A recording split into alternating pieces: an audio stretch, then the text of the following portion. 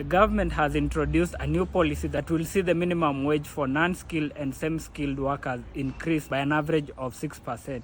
Now, some of the beneficiaries include house helps, farm workers or shamba boys, turn boys, drivers, farm operators, and a number of other skilled and semi-skilled workers. The minimum wage was initially announced on May 1st, that is Labor Day, by President William Ruto, but has now been officially gazetted on October 2nd by Labour Cabinet Secretary Alfred Mutua, legally taking effect. Some of the changes will see an increase of the minimum wage for herdsmen. Shamba boy will fall in that category. The minimum wage is now 9,233 shillings. If you are paying them on a daily basis, you will be required to pay them a minimum of 391 shillings and 14 cents.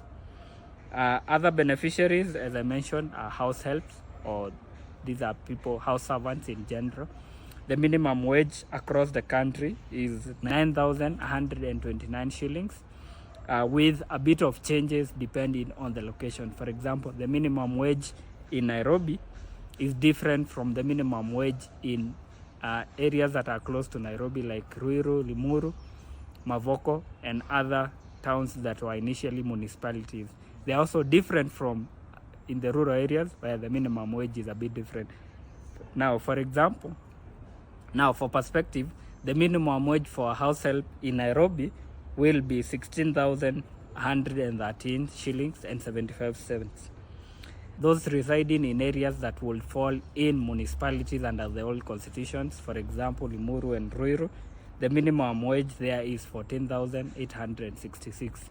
If you're up country in the village, the minimum wage for a house help is now 8,596 shillings. Other beneficiaries include security guards, the people who keep us safe at night. The minimum wage in Nairobi is now 17,796 and 54 cents.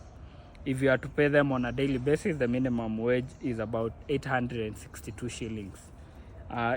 In areas close to Nairobi that were initially municipalities under the old constitution, the minimum wage is 16,665 shillings. And up country, the minimum monthly wage is 10,253. Other beneficiaries include the people who operate machines with some low-level skills, including petrol station attendants, people who operate bakeries. There are also workers in a laundromat or laundry machine operators. The minimum wage in Nairobi is now set at 20,848, while in the areas close to Nairobi, it's 19,504 shillings or thereabout, while in the village or up country, it's about 15,945 shillings. Also in the list of beneficiaries are turn boys or conductors, matatu conductors, miners, stone cutters, or what we'll call general laborers. They also include cooks as well as line cutters. The minimum wage is now set at 16,113 shillings in Nairobi, 14,867 close to Nairobi, and 9,933 shillings for people who are up country. Money254.co.ke has written more about the minimum wage announcement. Click on the link provided to learn more.